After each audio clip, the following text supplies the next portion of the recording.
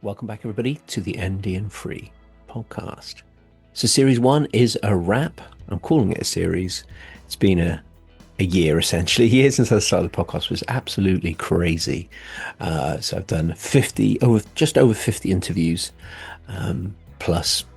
Obviously, I was sharing my journey to my diagnosis right at the beginning of all of this, which is interesting to listen back to. So, yeah, it's been a year of exploring my own ADHD and also, yeah, all these amazing people I've met along the way. So I hope you really enjoyed it. So today's a special episode. This is where I was a guest on my friend Jessica Rose's podcast, Unbreakable Hope. Amazing podcast that she interviews people from all over the world on their stories of overcoming things and the hope that comes from that. And just amazing people doing amazing things in the community that are bringing hope to the world. So it was a real joy to be on there. And I was able to share my journey, my story that you may not know about of me nearly dying 9 years ago. It's something I've not talked about really on this channel, mostly because this is all about neurodivergence, of course.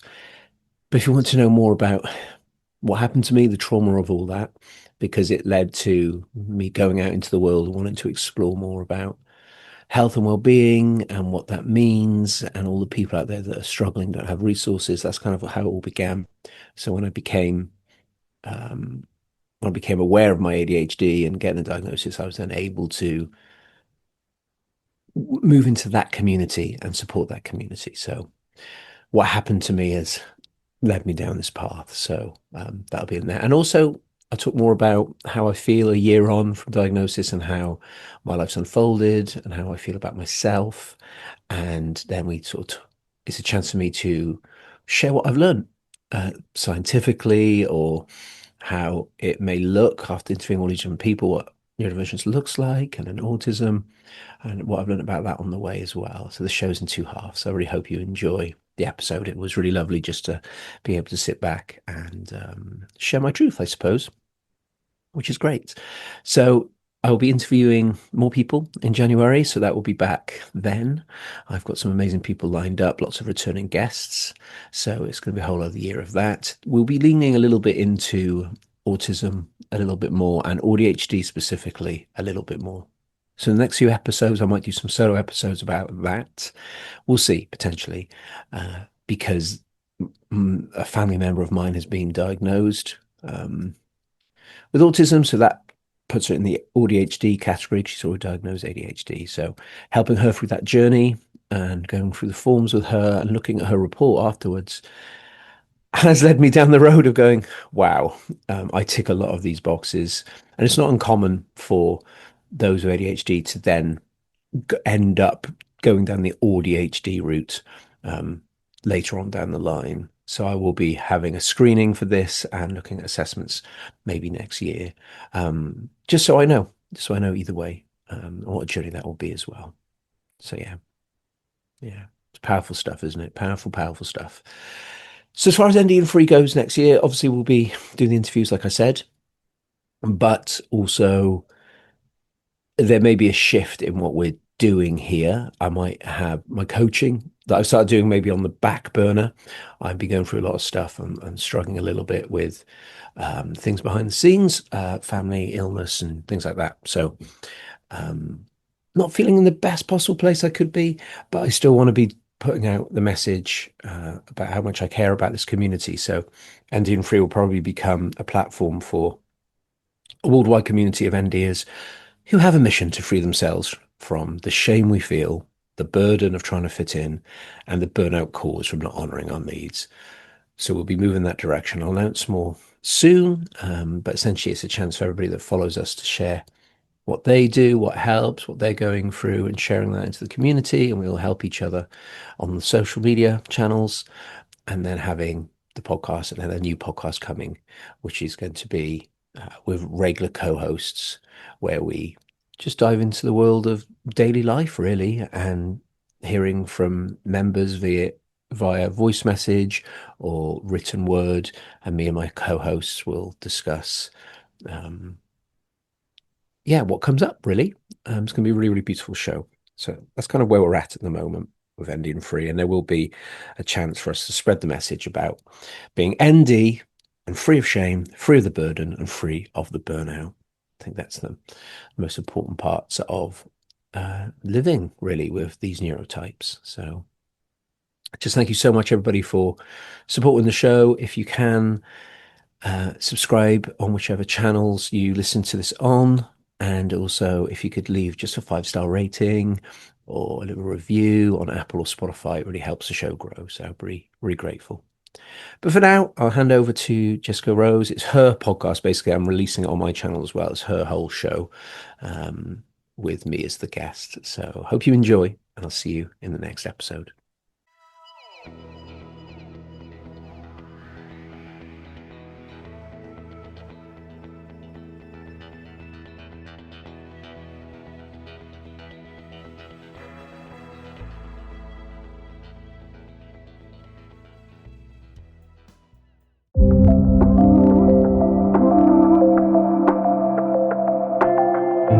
Hey, and welcome. You're tuning in to Unbreakable Hope with me, your host, Jessica Rose. This podcast is all about seeking the light.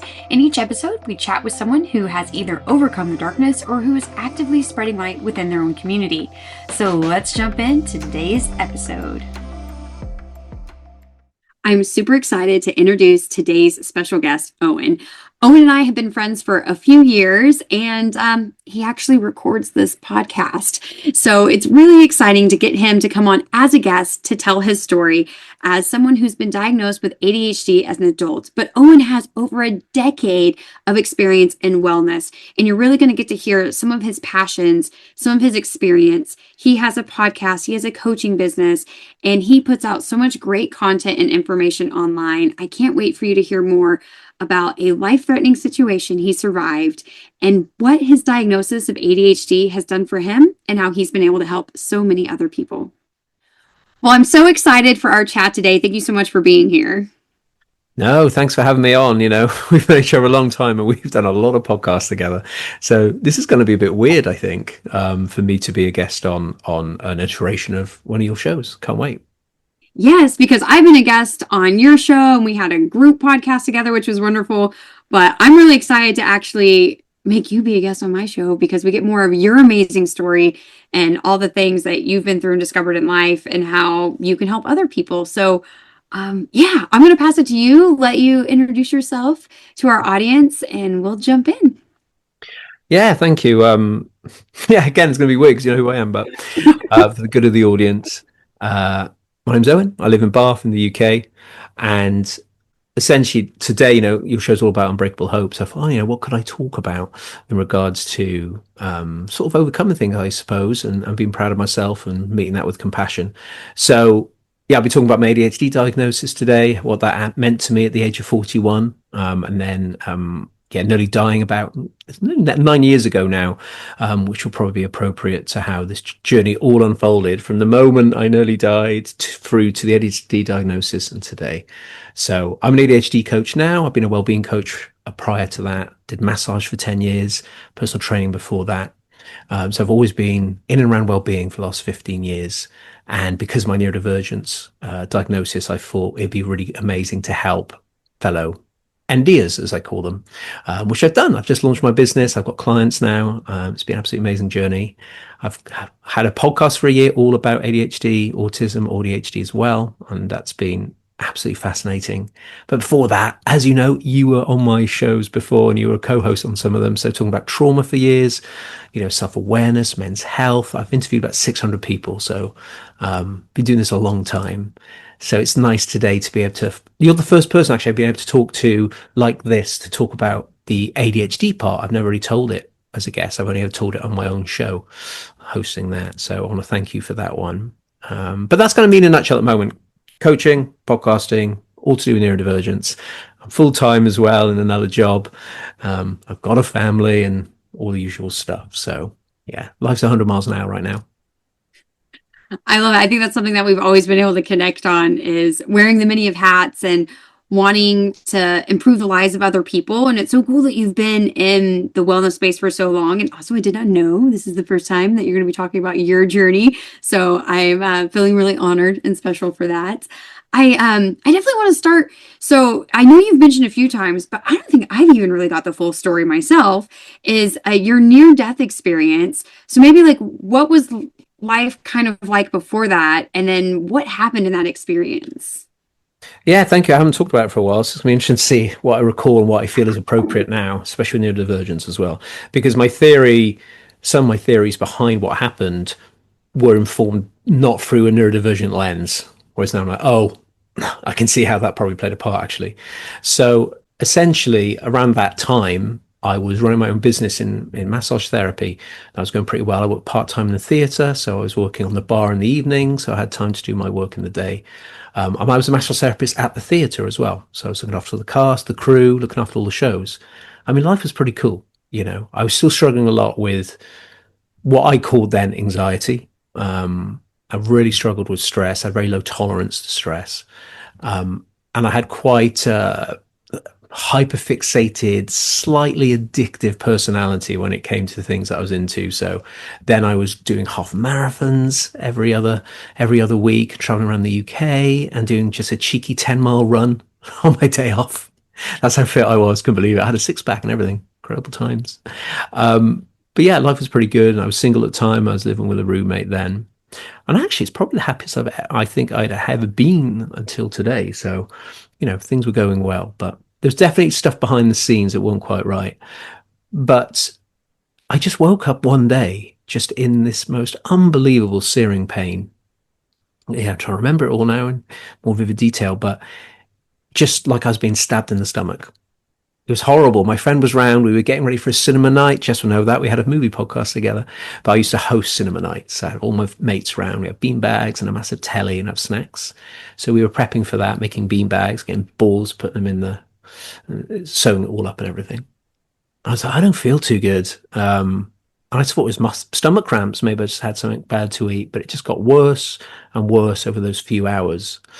And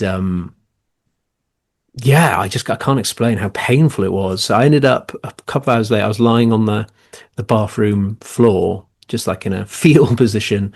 And by then I vomited so much that it was just pure water at that point. I was just vomiting water. My whole stomach was clearing out. And I was sweating and I was cold, but I had hot flashes at the same time. Very, very strange. And in the end, because I was like, no, I'm fine. Because this is what it used to be like. No, I'm fine. Don't know if it's a male thing or whatever. And I hate hospitals. I hate faff. I hate things being just fiddly and awkward. I don't want to cause a scene. I always used to be like that. Big people pleaser.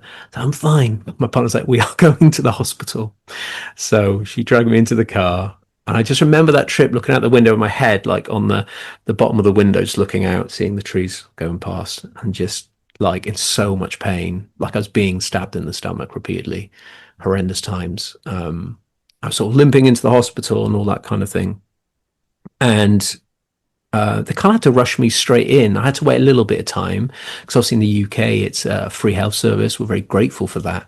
But it does mean you are hanging around for a very long time, no matter how serious things can be. You're like, bloody hell, they're making you last like 4 hours. That's for another podcast. But yeah, they got me in for tests and they did like an x-ray on my stomach and things like that, just seeing what was going on. And they gave me some painkillers. Obviously that eased it a little bit. And then they kind of said, we can't see anything on the x-ray. So we're not sure what this is. This was mistake number one by them. So they said, keep you up in overnight. But every time I tried to eat anything, I just vomit straight back up. But again, they weren't sure. So they sent me home. Brilliant. So they sent me home. You're going to realize why was such a terrible thing to have done. So they sent me home, and that has to be that following 6 days just has to be the worst 6 days of my life, I think. I was in so much pain, just stomach cramps again, stabbing pains. And then it would get better for a bit. And then I started to just see the pattern. So I was like, okay, so I eat, I vomit within about 5 to 6 minutes from that. Just comes straight back up. So it's all gone. And then the pain goes away. Then I was like, oh, okay, so there's a problem here, some sort of weird IBS thing, and it's only kicking in when I eat. Then I'm fine for a few hours. Then I'm trying to eat again. Then it would happen again. This went on for 6 days. I hadn't eaten any proper food for 6 days. Well, I didn't know that. I thought so, at least some of it was going in, right? And obviously I hadn't gone to the toilet the whole time, because what is there to get rid of? Water seemed to be okay. But again, oh, fine. I'm sure this will be okay in a few days. As I was just slowly wasting away. I'm joking. It's not funny, really. But it got to the 6th day, and people were like I skinny in the face. You could see my cheekbones and stuff like that. Because obviously my body had just had no nutrients for 6 days. And obviously we can last a long time without food. We know that water is the most important thing. But I'd actually lost weight in that 6 days, because I hadn't eaten anything that whole time. So it got to a point where it was just too much. I went back into hospital. I had parents either side of me, and I was sort of, crawling in, so to speak. Then obviously they rushed me straight to a room. They CT scanned me, which is what they should have done the first time. X-ray was never going to show what had happened to me. A CT scan would have. So I'm sure if they could, they would say sorry. So they put me in for a CT scan, and then that's where they saw in my stomach there was this black mass there, where that part of my intestines had started to die off. Because what had happened essentially is at some point part of my intestines had been dragged into another part. So it was like periscoped in. So it's kind of, like you get those periscope look out into the distance and they open up, a bit like that. So part of it had been dragged in. So complete blockage. And what had happened is because that blocked, no food could get through. So it was going to my stomach. And the intestines, it was blocked off. So it was like, no, and it just comes straight back up. So what had happened is my intestines started to die off. So that part got so tangled that I guess my body was protecting itself, wasn't it? So it started to die off. So that's why it's all gone funny and black and weird, apparently, in surgery when they told me. So at that point, they knew obviously I was going to die very quickly if they didn't rush me to surgery. So I think it was like a few hours, and they took me down. I think it was like really late at night, maybe midnight or something. So they took me straight down. But I just, I had that movie moment, I was lying on the bed, you see all the lights on the ceiling flashing by. My dad was next to me. I was this close to saying bye to my dad. Like, yeah, thanks, Dad. Thanks for everything. Because I thought I wasn't going to come back from this, because they didn't really know what it was fully. So I was going for surgery, but, they sedate you, and then they, someone makes a joke in there to make you feel better. And yeah, the lights go out, don't they? But I honestly, I feel like I've definitely processed it, because I'm not getting any emotional stuff in my body talking about this, which I'm really excited about. So thank you, Jess. I clearly have processed this. There's no trauma there, which is great. But yeah, I thought that was it for me. I thought I was done. So I obviously had that beautiful moment when I wake up, open my eyes, go, holy shit, I'm still here. And where am I?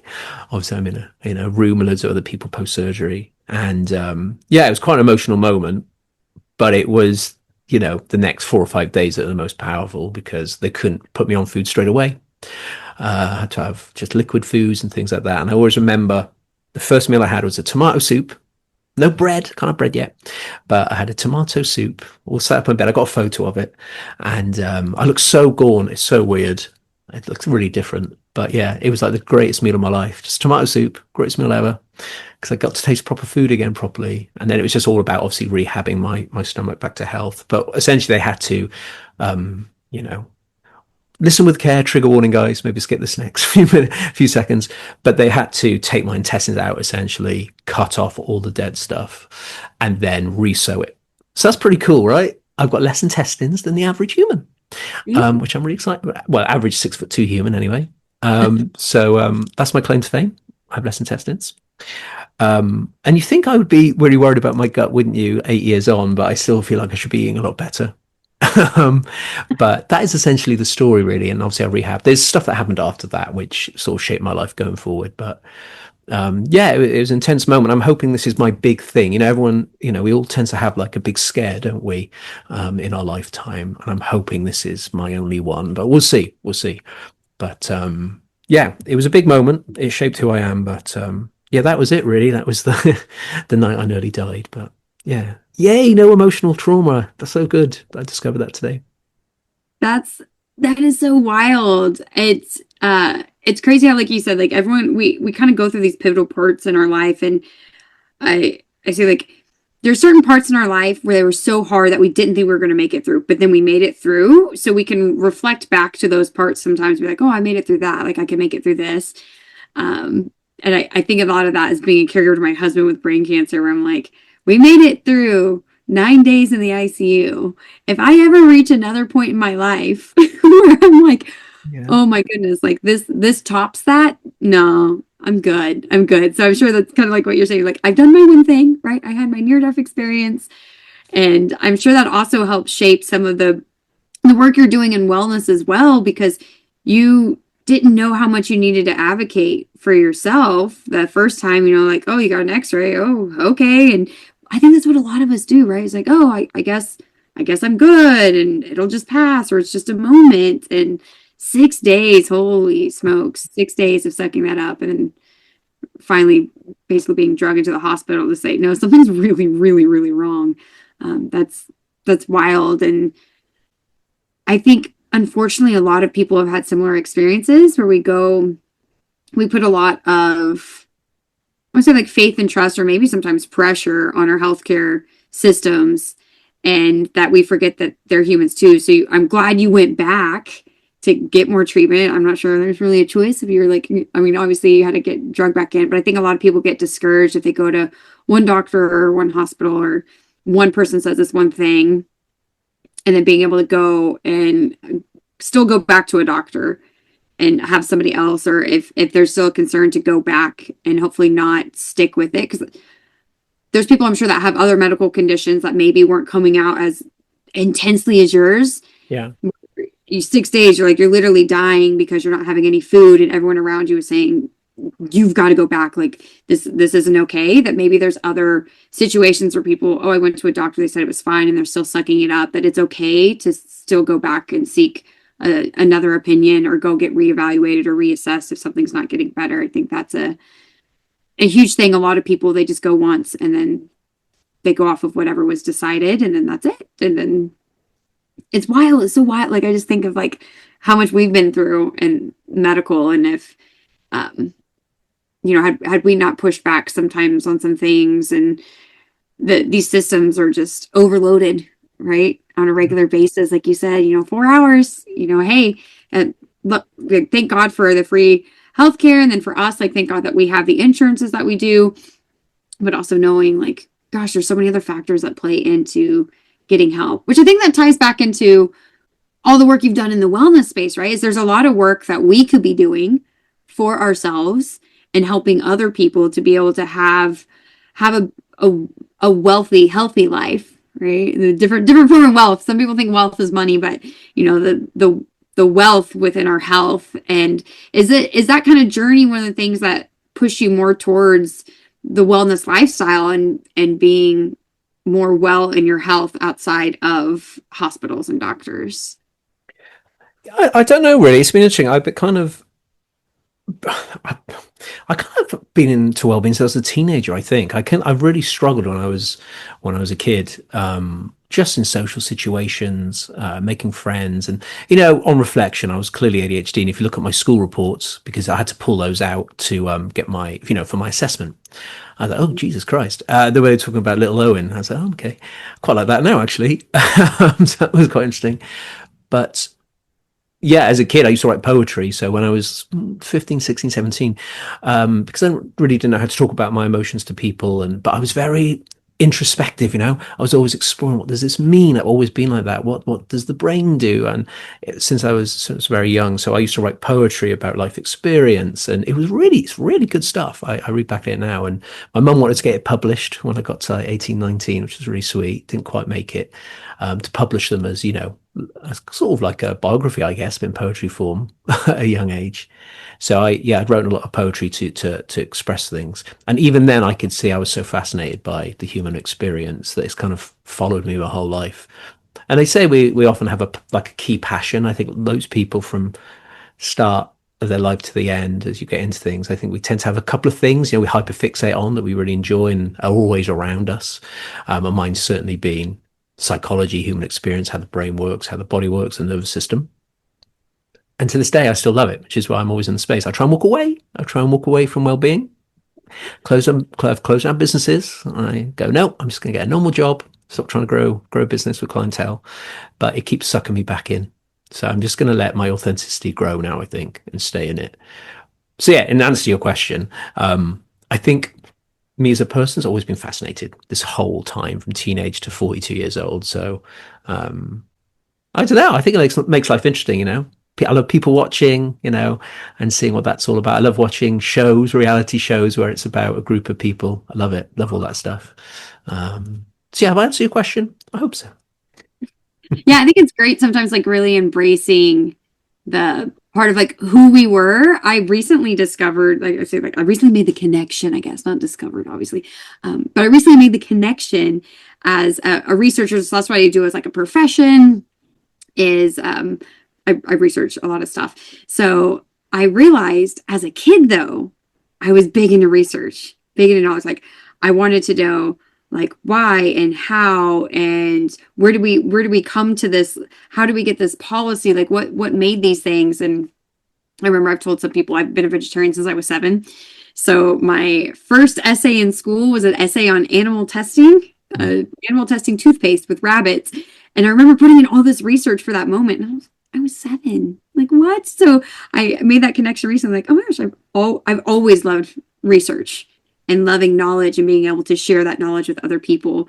So I can tell, like, obviously, like I've known you now for, gosh, a few years, and knowing how passionate you've been about wellness and health in that space. And it's cool to say, like, it's always been with you. And I love that it keeps coming back.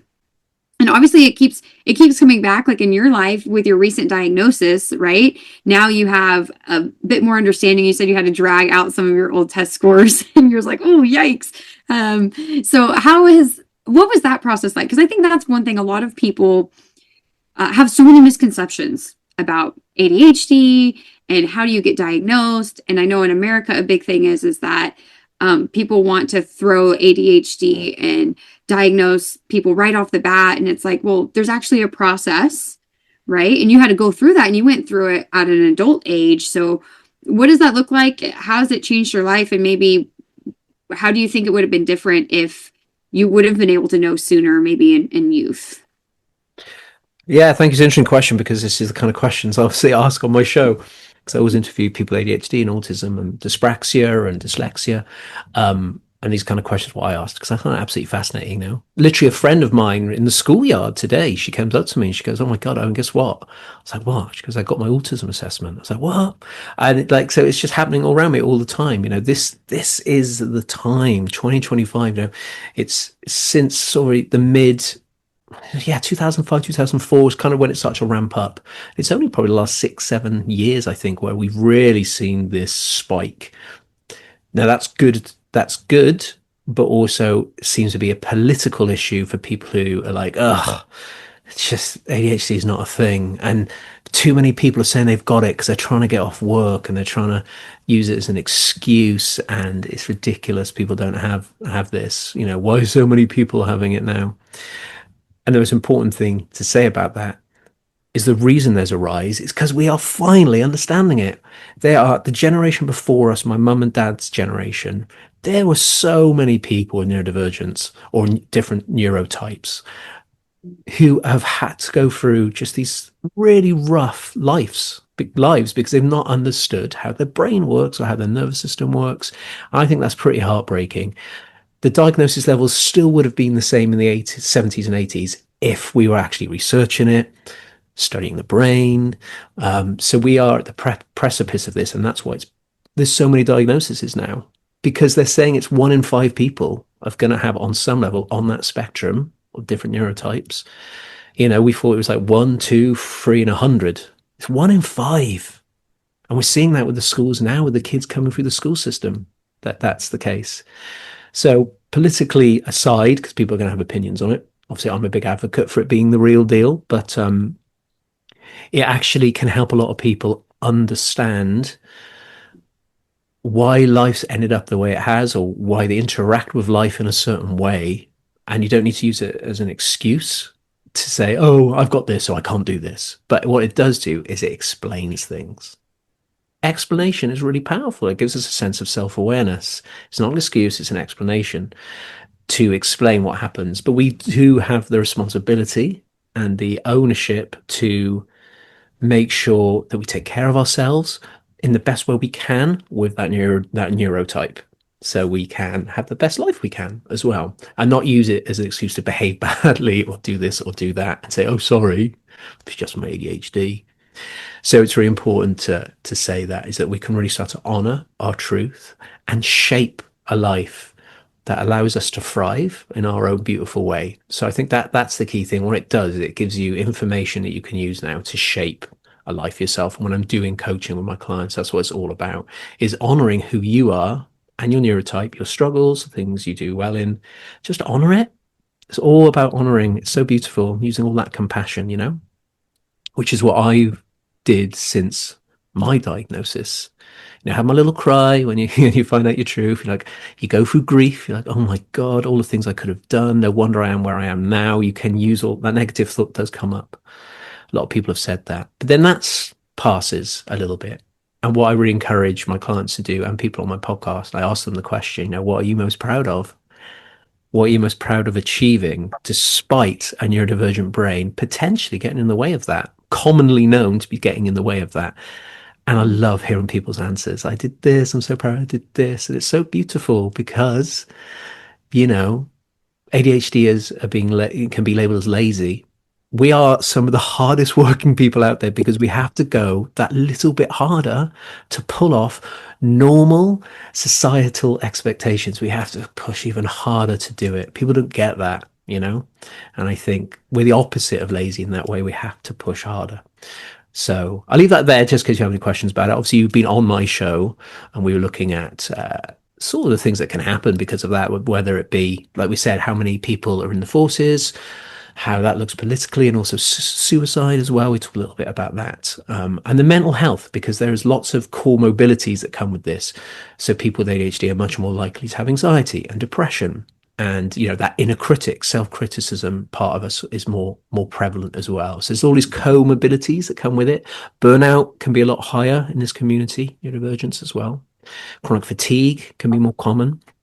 So the neurotypical world, in inverted commas, isn't really set out for a lot of neurodivergent brains, really. And I think that's the next step, is how can we all meet in the middle somehow? Neurotypicals, neurodivergence, build a world where we all get to flourish. So yeah, that's kind of how I've interacted with it and seeing that in my community as well.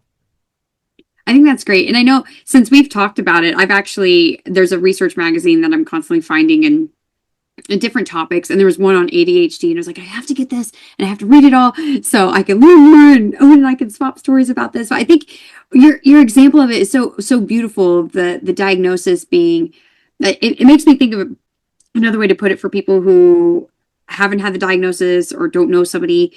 And I think of an injury, right? When you just have a basic injury and you get a diagnosis, it's like that validation, like, oh, okay, great. Now what do I do with this? So your options, like you go to PT, you rehab, you have to do your stretches, you have to, warm up. So for myself, I've had 9 surgeries. So before I work out, I have to care for my body in a different way. I have to do a lot more when I am working out, physically caring for my body to be able to continue my day and move my body for the next 5, 10, 20 years.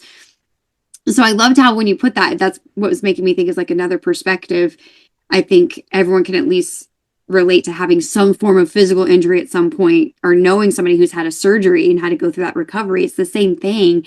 And learning what your diagnosis is, grieving the life that you could have had, right? I've shared some stuff about grief looks very different. So that's a great point you brought up too, is oh, wow, now that I have this, all this makes more sense. My life could have looked different, but then embracing where you're at and learning those skills on how to move forward and be able to live with the diagnosis, but also enhance your life. Now knowing this powerful information, you can tailor it to how you function and how you do different things.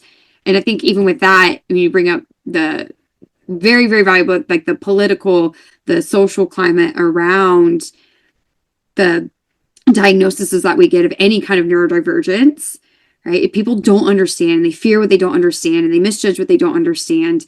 And I think that as time goes on, I know I remember a little bit from the magazine. I haven't fully read it all the way, but there's a little bit where it talked about the history of the diagnosis and how it was like super generic. And then now there's these different categories. And now a lot of people know the term like on a spectrum is there's different ranges of this, that people still have it kind of stuck in their heads that it's this one way or no way. And I hate when there are people who think that, oh, they're just saying this, it's being overdiagnosed, they're just using it as an excuse. And I really hope we can change that in society by having more conversations. Obviously, your amazing podcast that's bringing on people to talk about these real life examples of what they've gone through and how they've been able to overcome it in the end. And you being a coach, just having all of your experience in wellness, but also having your experience with your own diagnosis and how it's affected and changed your own life, right? That makes a huge difference too.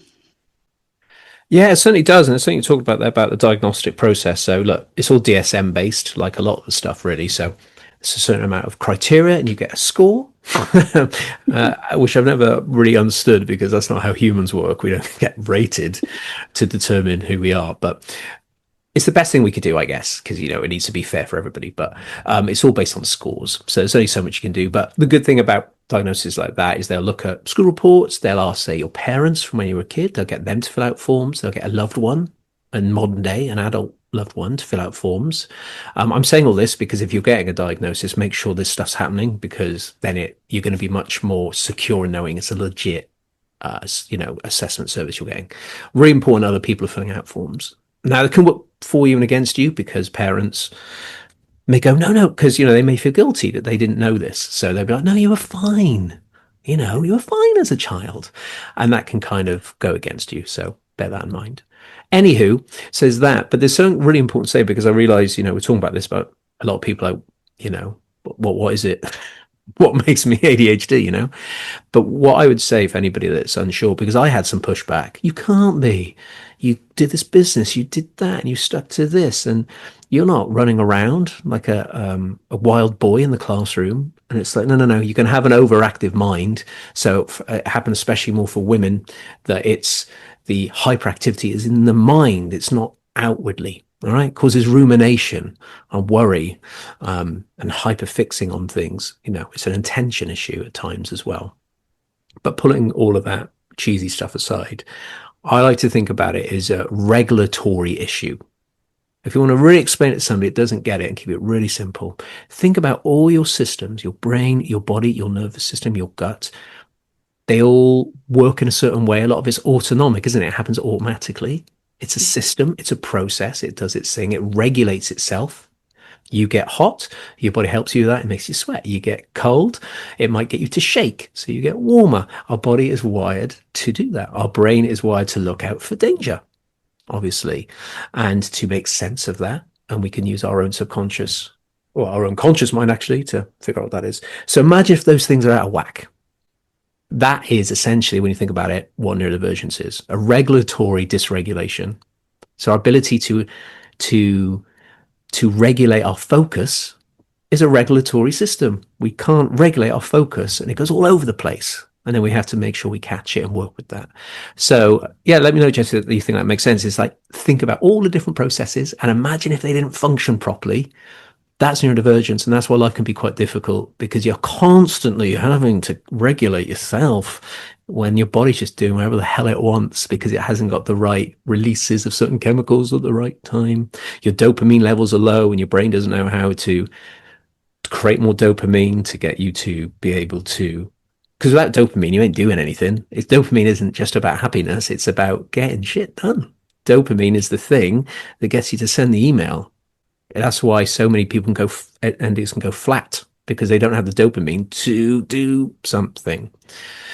So that happens too. But does that make sense? Regulatory, I think that's a really nice way to think about it, because then that covers everything. Brain, nervous system, gut, all gets covered. It also makes me think of cars. So we have automatics and we have standards, or stick shifts. And I remember I learned on a stick shift. My dad had neck surgery, so he couldn't turn very well. So I I don't know, gosh, I want to say I was like 13 or something. So he was teaching me how to drive and to do the stick shift because he couldn't really look down. And he was like, "Oh, you got like you do it for me, help me out here." And I remember getting into the Marine Corps, and everyone thought like it's not typical one for a lot of people to know how to drive a standard or a stick shift here, and especially it's not very common for females. So I go in the Marine Corps, and I'm like, "Oh no, I know how to drive one." And I remember my staff sergeant, he had a stick shift, so we're all out to dinner, and he needed a DD. So then, of course, everyone dimes me out, and they're like, "Oh, Hammock, she knows how to drive a stick shift." And I was like, "Oh man, okay, now I gotta be someone's DD." But as you're saying, like that regulatory piece, right? So okay, you gotta press the clutch, then you gotta shift. But there was something a little off with his car, and if it didn't quite click just right, the whole car would stall, and you'd have to get out of the car, pop the hood, and jumpstart the car. So as you're explaining all this, maybe it's like a mechanical term, so that might resonate with a lot of men. I think of like the body, like I think of like an actual car and the engine functioning. Like your brain is the engine that's got to function to move forward. But all these other pieces are affected if something's off just a little bit. And yeah, that makes a lot of sense. And obviously, a lot of the research I'm doing behavioral health and neuroscience related to, I think it's really fascinating. But for people who never heard of this before, maybe the people who are on the skeptic scale, I guess, of neurodivergencies, especially with ADHD diagnoses, that I'm hoping that they're hearing and they're learning something from what we're talking about right now, because I think it is important. I'm sure with a lot of the groups that you're involved with, because you speak so openly about wellness and your journey with wellness and improving lives, that you probably didn't get a whole lot of pushback within your circle of friends. But as far as society and getting this diagnosis at an adult age, what does that look like? And obviously you're bringing a lot of your guest experience, right? We're getting a little summary of all these amazing guests that you've been able to have on, that some have had similar experiences, is getting diagnoses later in life as an adult and then moving forward with that. Yeah, thank you. I know, appreciate we talk about the science a lot, and this is Unbreakable Hope. We're talking about the personal impact of these things. But yeah, and I'm really glad we got to cover that. And, people want to find out more about the finer details of this experience, then I guess my podcast or other podcasts out there can help you do that. But yeah, from like a personal perspective and stuff, and I'm sure a lot of NDers will be reflective in this as well, is that you just feel like one of my biggest issues this whole time has been self-worth for me. I just always felt like, why can't I just stick to things? Why can't I just stay in jobs? This can be quite common for ND. It's hard to stay in jobs because you either get insanely bored and you can't tolerate that boredom in it, or it's too much and it's too overstimulating. You find it too hard because it just really dysregulates you, because it's because a lot of time with ADHD, there is some autism crossover as well. So it can be sensory as well, noise, light, sound, and that can cross over as well. But for me personally, self-worth was the thing. It's like, I don't understand why I can't make any of my businesses last long enough, and why do I give up? Why do I just completely crash and burn and then walk away and I have to come back and set it all up again? And it's just really rough. You can't, I've got a family. It's really hard to support them. My partner's neurodivergent as well, but more on the autism side. So it's hard for her to sustain work and, full-time work. And then I can't earn enough money because I find higher positions too stressful. I can't regulate the anxiety and overstimulation of that. So we don't earn enough, so it has a huge impact. It has a huge impact on your family. And you just feel a bit worthless. You feel like, oh, am I ever going to be good enough? Am I ever going to achieve a life which gives everything I need for me and the people around me? So, it's no joke. It can be really hard. And so many of neurodivergent people end up, addicts, or, as we talked about suicide, it's really sad.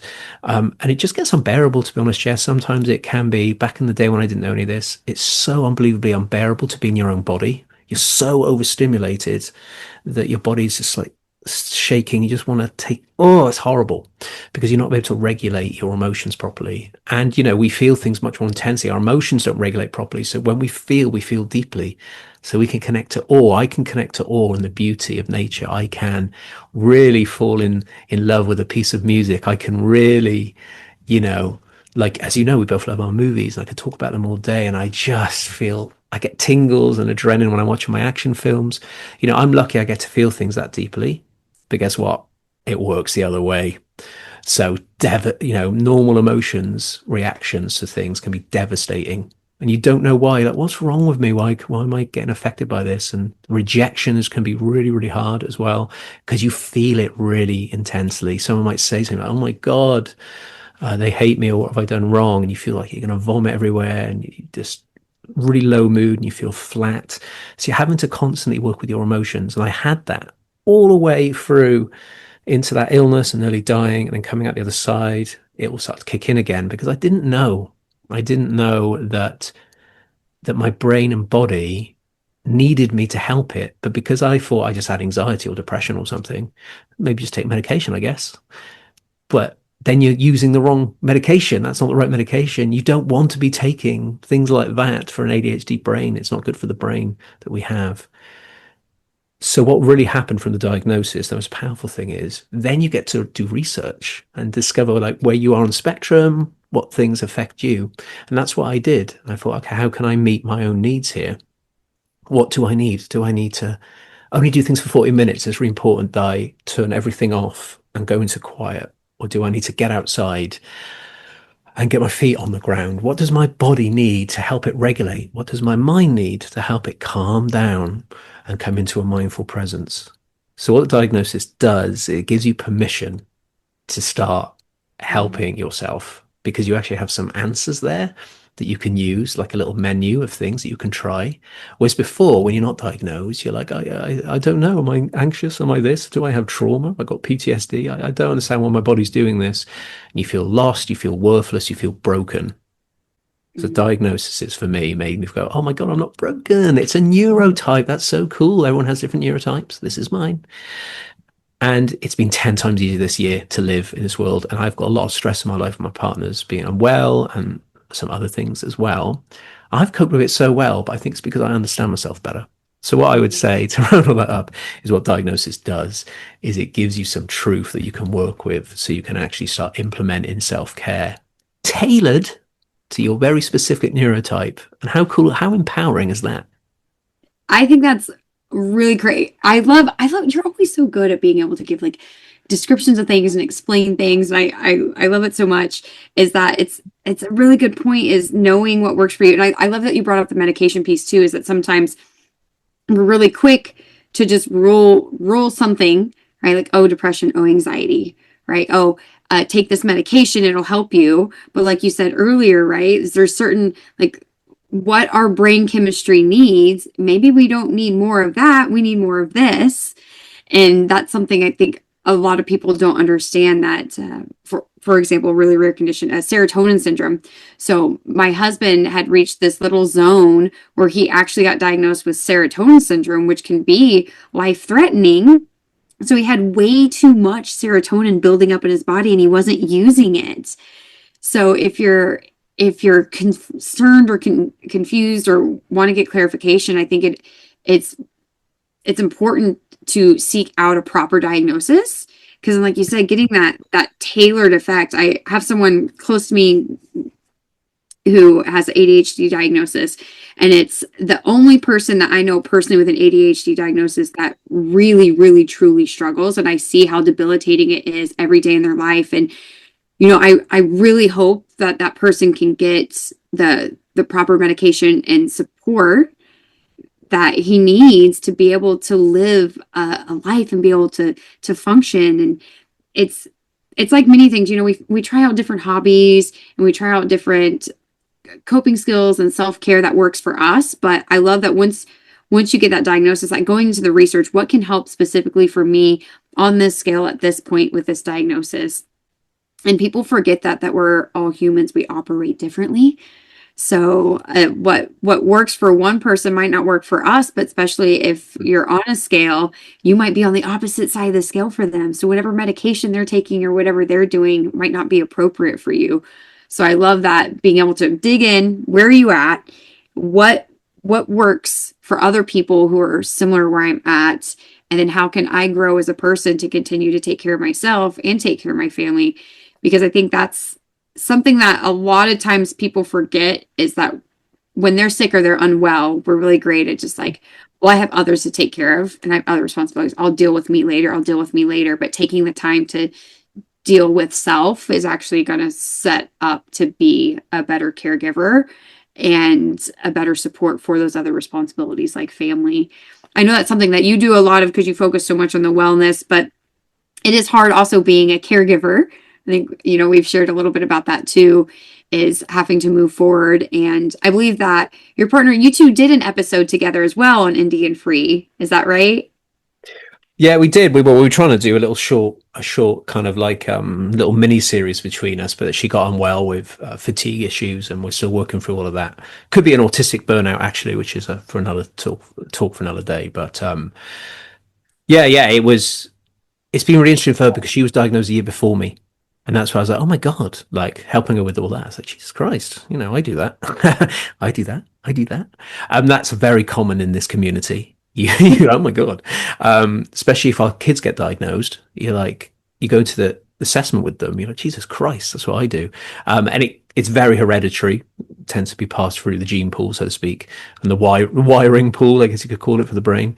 So there's that too. And, you asked about community. I didn't actually mention that, as well as the, honoring your truth and discovering how your brain works. But it's the most incredible community. We're all in this together, and a lot of the world just thinks we're lying. And that's really rough. But I've not had any in the whole year. It's just been so positive, and everyone's there for each other. It's really beautiful because we're coming out of this big, explosive piece of awareness right now around all this, and the community's just been absolutely gorgeous. I've got so many amazing friends now that are neurodivergent all across the world. And I'm good at that anyway. I had that with the previous podcast. That's how we're friends. But it's just been incredible to be around all the different people. And if we're talking about hope here, it's just like before that diagnosis, I thought, am I ever gonna? All the things that I struggled with, I thought, am I ever going to get over this? I've tried everything to fix a lot of the stuff that I was struggling with.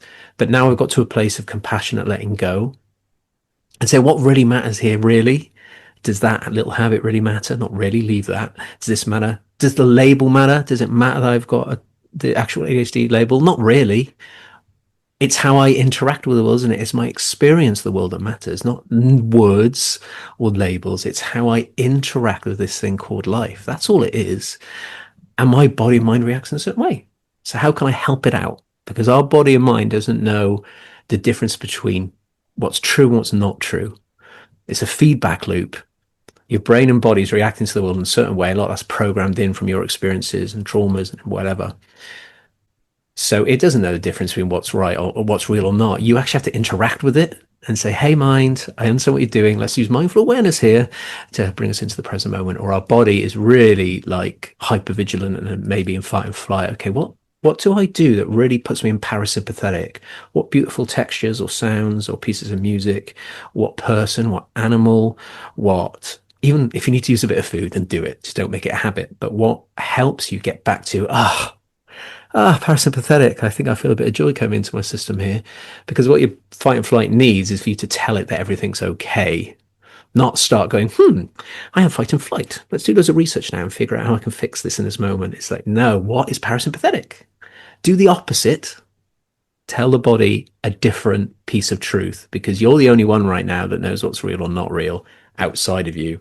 Your body doesn't have the concept of sight, sound. Does that make sense? It's kind of like we have to interact. A lot of us don't. We just numb out in life, and we don't realize all the subconscious stuff that's happening underneath, and it's controlling our life completely until we bring in mindful awareness and compassion and self-awareness and go, I can be a witness of my life now, as well as also enjoy it at the same time and tend to my needs. But how can you tend to your needs if, number one, you don't have any self-awareness? You don't know what you need and what's going to compassionate act, and how to be present as well. What do I need to do right now in this present moment? So, yeah, I hope that was useful. But I love all this stuff. I could talk about stuff all day. I love it. Yeah, it reminds me. I always say, like, we don't know the difference. So our bodies are meant to protect ourselves and safeguard. And I once heard someone say, negative is natural and positive is purposeful.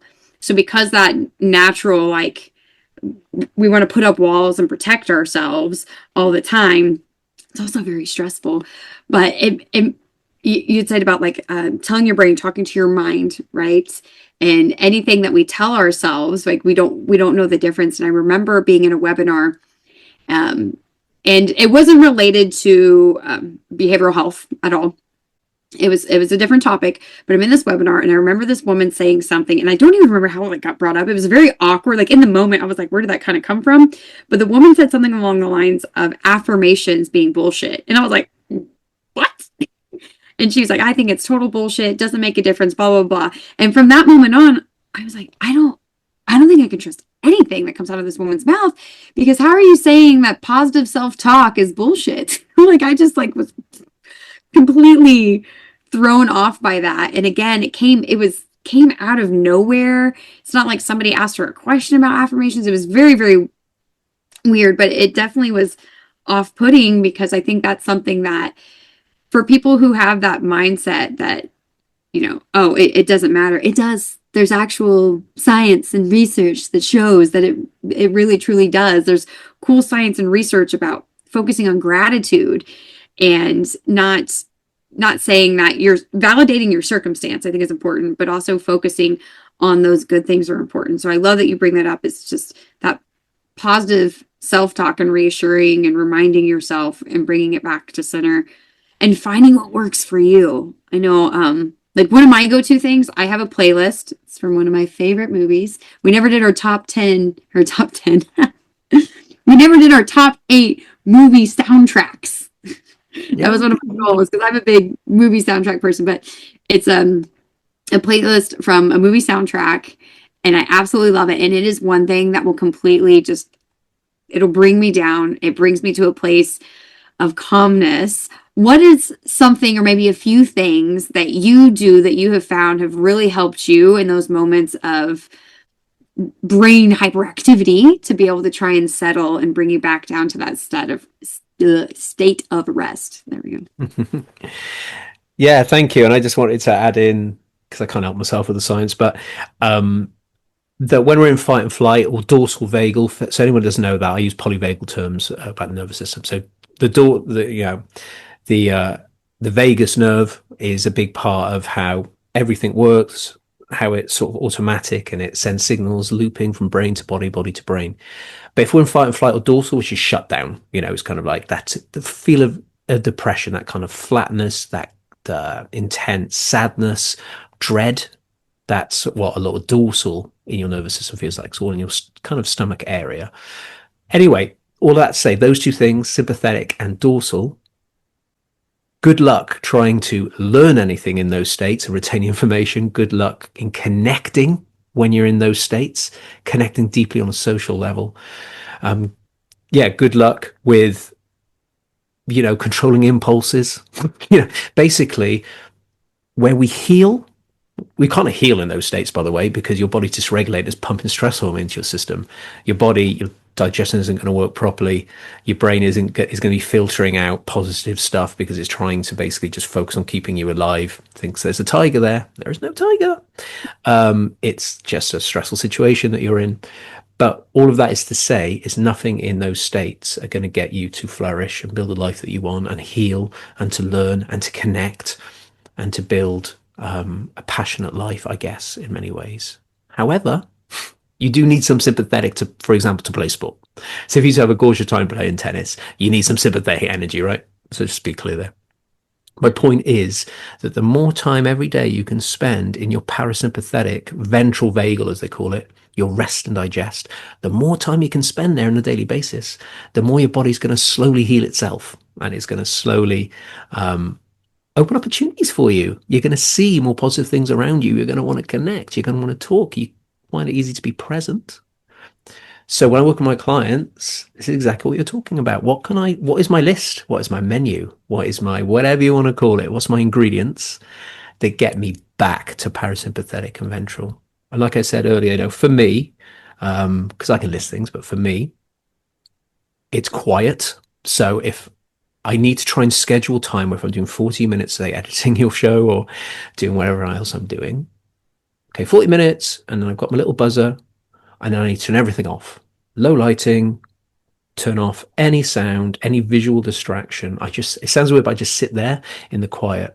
And it's so beautiful. I start to yawn and I kind of want to rub my head. It's like a somatic thing that I know is helping. So if I'm rubbing my head and massaging, it means I'm back online. I'm like tending to my body. It's really cool. I can't explain it. It's weird. It's like this instant reaction. So on one level, I need that. I need this quiet, non-sensory thing to get me back, get my brain calmer. But then sometimes, like you said, music for me, baby. So I put on a fun, housey disco track. And I feel like this buzz in my body. I feel like it's like some sort of, I guess it's like positive adrenaline, I guess, but it's like a little tingly feeling, which means I am joyful in that moment. I'm like, oh, I love this song so much. I'm present. I'm just with the song. It's such a good hack to get you present outside of obviously meditation and things.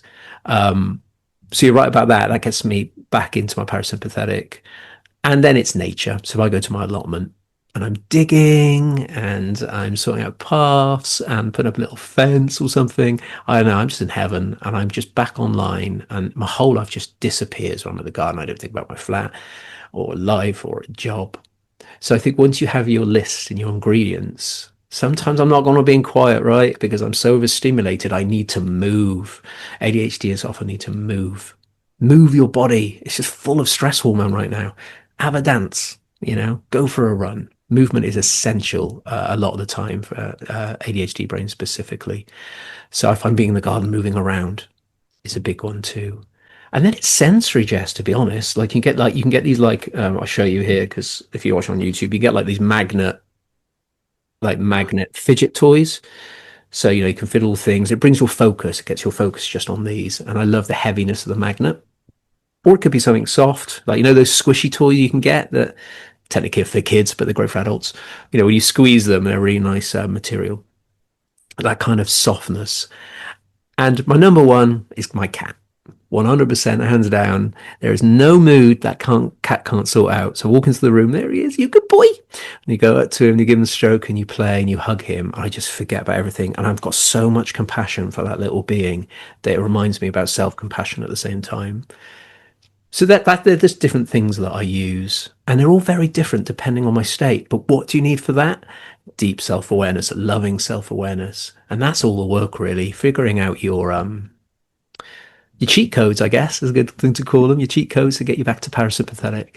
And I think that's hope, isn't it? It gave me so much hope that I can definitely have a better life and actually make better decisions and maybe grow more stuff that I want to do because I know how to regulate myself back to presence rather than fleeting around in the future or the past.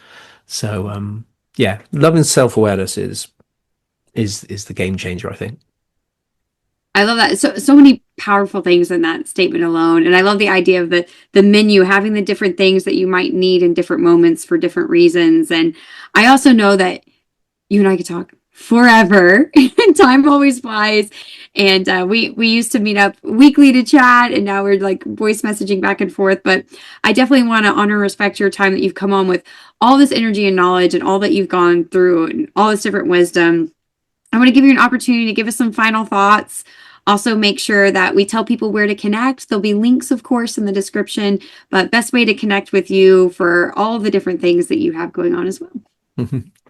Yeah, thank you, Jess. Thank you for this. It's interesting, because I'm having to talk about all this neurodivergent stuff. So it's really, really powerful.